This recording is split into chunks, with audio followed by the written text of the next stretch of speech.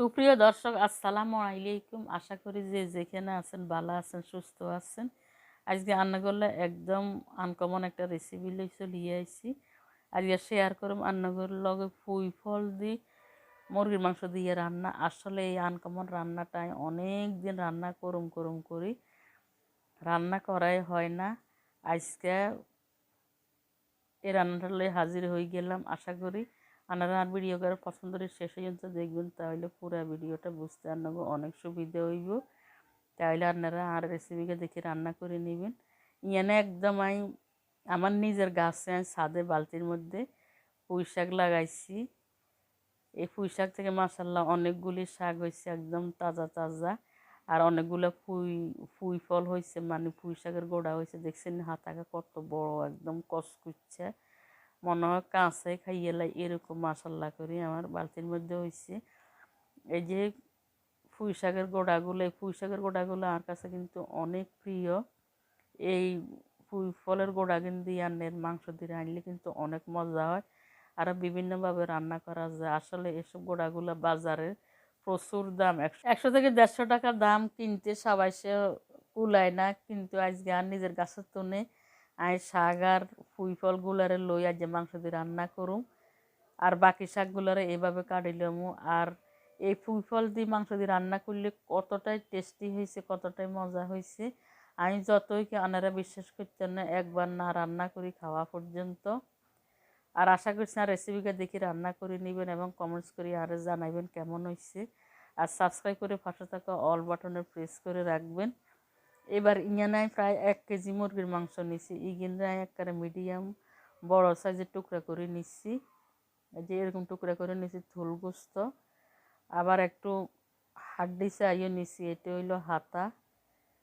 তারপরে এটা হইলো ওই যে বাউড়ার অংশটা। এবার এগুলো ধুয়ে সুন্দর করে পরিষ্কার করি, পানিটা সরাই নিচ্ছি, একদম জড়াই নিচ্ছি যাতে কোনো পানি না থাকে। এই পর্যায়ে ইয়ানে কিছু মরিচের গুঁড়া দিচ্ছি। তারপরে দিব ইয়ানে কিছু হলুদের গুঁড়া। এরপরে দিব ইয়ানে স্বাদ মতো কিছু লবণগুলো দেওয়ার পরে আমি সুন্দর করে মাংসর সাথে এগুলোরে মিশাই লমু, মানে মাখি ঝুঁকি লমু, যাতে প্রত্যেকটা মাংসর গায়ে হলুদ মরিচগুলো লাগে। বন্ধুরা, আর রেসিপিকে কীরকম লাগে আর কমেন্টস করে জানাইন, আমাকে সাপোর্ট করবেন। আপনাদের মূল্যবান সাপোর্টে আমি অনেক দূরে এগিয়ে যেতে পারবো। এবার চুলের উপরে একটি ফ্রাই প্যান দিচ্ছি। ইয়ানে আমি কতদিন তেল ডালি গরম করে লইছি। এই পর্যায়ে আবার মাংসগুলোরে আমি তেলের মধ্যে ছাড়াই দিয়ে মাংসগুলোরে হালকা উল্টে পাল্টায় একটু ভাজি করি লমু। ভাজি করি মাংসটা রান্না করলে কিন্তু শাকের সাথে অনেক ভালো লাগবে। দেশি মুরগির মাংসের মতো লাগবে, একটু শক্ত শক্ত লাগবে খাইতে। এই যে আমি এভাবে উল্টে পাল্টায় সুন্দর করে 3-4 উল্টানে দিয়ে ভাজি করে লইছি। এবার নামালামো। এ পর্যায়ে চুলের উপর ফ্রাই প্যান দিয়ে ইয়ানে 1/2 কাপ পরিমাণে সয়াবিন তেল ডালি দিচ্ছি।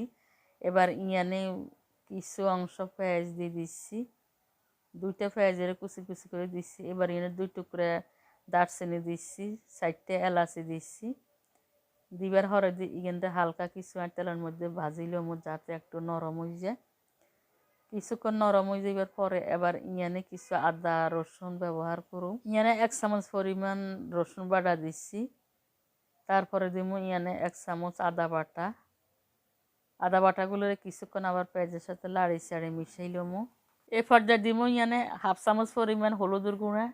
তারপরে দিব ইয়ানে 1 চামচ পরিমাণ লাল মরিচের গুঁড়া।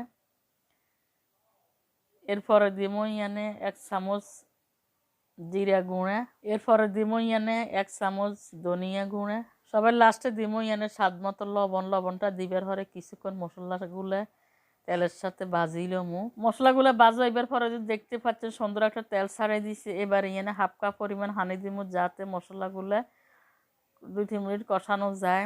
মশলাগুলো সুন্দরভাবে কষানো হইলে আপনার তরকারিটা কিন্তু অনেক টেস্ট হইব। এবার হালকা লাড়ি চাড়ি কতক্ষণ দোষ করে নিচ্ছি। মশলাগুলো দোষ করে নিবার পরে এবার আগে থেকে ভাজি করা মাংসগুলোকে মশলার মধ্যে দিয়ে দিচ্ছি।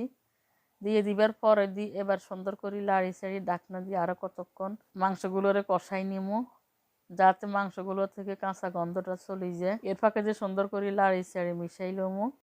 5 মিনিট রান্না করে নিবার পরে ঢাকনাটা সরালে হয়েছে, দেখতে পাচ্ছেন মাংসগুলোর কালার কত সুন্দর আইছে। এবার এনে 5টা কাঁচামরিচ একদম হাইলে দিচ্ছি। কাঁচামরিচের মধ্যে প্রচুর ভিটামিন থাকে, এই কারণে কাঁচামরিচটা দিলে আমার কাছে তরকারিতে অনেক ভালো লাগে। এবার দেখতে পাচ্ছেন পুঁই ফলগুলোর আমি কাটি লইছি আর পুঁই পাতাগুলোরও কাটি লইছি। দেখতে কতটা কসকসে লাগছে তাই না? যেহেতু গাছের শাক সেহেতু বুঝেন তো কতটা কসকসে হবে আর কতটা ভালো হইব। এই শাকটা দেখতে যেরকম সুন্দর লাগছে, কসকসা লাগছে, রান্না করলেও অনেক সুস্বাদু হয়েছে, অনেক মজা হয়েছে, যা বাসার প্রকাশ করার মতো না। এবার শাকগুলোরে সুন্দর করে আমি 2 হালি পরিষ্কার করে নিই। এবার এইখানে বলের মধ্যে রাখছি আর পুঁই পাতার মধ্যে মানে গাছের মধ্যে একটা লাল পাতা হইছে, লাল একটা লতাও আছে সাথে। এবার আইগুলারের মধ্যে এবার শাকগুলারে দিয়ে পুঁই গোড়াগুলারে ডান্ডা ডান্ডা খাইতে আর কাছে অনেক ভালো লাগে, চাবাই চাবাই। এভাবে করে আর সবগুলা শাক দিয়ে দিব। সবগুলা শাক দেওয়া হয়ে গেছে। এবার ঢাকনাটা দিয়ে কিছুক্ষণ রান্না করিলমো। কিছুক্ষণ রান্না হয়ে গেছে, মানে 2-3 মিনিট জাল করে নিয়েছি শাকগুলা। এবার একদম নরম হয়ে গেছে, লাটতেও কিন্তু অনেক সুবিধা হইব।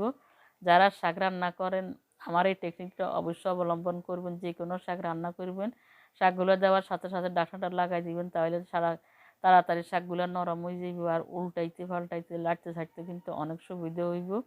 এবার এইভাবে আমি উল্টাই পাল্টাই সুন্দর করে লাড়ি চাড়ি নিয়ে বন্ধুরা আর রেসিপি আন্নাগো বন্ধু মহলে বেশি বেশি শেয়ার করে দিবেন। বাবুরা আন্নাগো একটা মূল্যবান শেয়ারে আমাকে অনেক আনন্দ এবং উৎসাহ দিবে। যারা এখন আমার পরিবারের সদস্য হন প্লিজ একটি সাবস্ক্রাইব করে আমার পরিবারের সদস্য হয়ে যাবেন এবং আমাকে সাপোর্ট করবেন। আর ভিডিওকে পছন্দ করে শেষ পর্যন্ত দেখবেন আর লাইক দিয়ে আর ভিডিওটা দেখা শুরু করে দিবেন। ঢাকনা দিয়ে আরও কতক্ষণ রান্না করে লইছে। শাক আর মাংসগুলো সুন্দর কষানি হয়ে গেছে। এরপর যে আবার হালকা লাড়ি চাড়ি এখানে 1/2 কাপ পরিমাণ হানি দিমু, যাতে একদম পরিপূর্ণভাবে মাংসগুলো ওই যে আর পুঁই ফলগুলো ওই যে। আসলে এসব শাকের মধ্যে বেশি একটা পানি দিতে হবে না। এগুলিরা আবার লাড়াই চাড়াই মিশে লইয়ে এরপর যে আমার যে ফ্রাই প্যানে মুরগিটা ভাজি করছি এটা 2/2 কাপ পরিমাণ হানি দিয়ে এই হানিয়ে পরিপূর্ণভাবে শাকটা রান্না করিলাম। যদি আপনারা চান একটু জল রাখবেন তাহলে পানিটা আরও কমাই দিবেন। আর পুঁই শাক বেশি একটা জোশ করা যায় না, তাহলে পুঁই শাকটা টক হয়ে যে খাইতে একটু ভালো লাগে না। পরিমাণ মতো একটু রান্না করে নেবেন যাতে টক না হয়, খাইতেও কিন্তু অনেক ভালো লাগে। আর তরকারি বেশিরভাগ ওভার কুক করলে কিন্তু তরকারিটা খাইতে ভালো লাগে না। নর্মালিভাবে রান্না করে নেবেন। এবার ঢাকনা দিয়ে শেষবারের মতো রান্না করিলামও। রান্নাটা হয়ে গেছে, ঢাকনাটা সরা আলাইছি। এ পর্যায়ে ইয়ানে 1 কাপ পরিমাণ ধনিয়া পাতা দিমু। এর আগে দিয়ে হালকা লাড়ি চাড়ি একটু মিশাই লইছি। ধনিয়া পাতাটা না দিলে কিন্তু কেমন জানি সিজনের তরকারিগুলো আমার কাছে মনে হয় রান্নাটা পরিপূর্ণ থাকি। যে ধনিয়া পাতাটা দিলে কিন্তু আলাদা একটা গ্রান পাওয়া যায়, খাইতেও কিন্তু অনেক ভালো লাগে। এবার আর ঢাকনাটা দিয়ে 2 মিনিট দমে রাখছি। এর ফাঁকে দিয়ে লাড়ি চাড়ি সুন্দর করি মিশানি পরের তরকারিটা একদম পরিপূর্ণ হয়ে গেছে। জলটা এভাবে রাখছি, আপনারা চাইলে আরও কম রাখতে পারেন, কিন্তু আসলে এভাবে রাখাটা পরে কিন্তু অনেক মজা হয়েছে। তরকারিটা জোলা তরকারি দিয়ে ভাত খাইতে কিন্তু অনেক টেস্ট লাগছে আর রুটির সাথে তরকারিটা খাইতে অনেক ভালো লাগবে, রুটি পরোটার সাথে। যারা এখন এরকম রেসিপিটা রান্না করেন না আর রেসিপিটা দেখিয়ে স্টেপ বাই স্টেপ রান্না করে নেবেন আর কেমন হয়েছে আরও কমেন্টস করে জানাইবেন। আমি আবার একটি বাটির মধ্যে সার্ভ করে লইছি আপনাদের সুবিধার্থে। ভালো লাগলে ভালো কমেন্টস করে জানাবেন আর খারাপ লাগলে খারাপ কমেন্টস করবেন, যাতে আমি সংশোধন হতে পারি। সবাই আমাকে সাপোর্ট করবেন, সাপোর্ট করার মানে লাইক কমেন্ট শেয়ার করে দিবেন। পরবর্তী দেখার আমন্ত্রণ রইল। দেখা হইব নতুন কোনো রেসিপি নিয়ে। আল্লাহ হাফেজ, গুড বাই।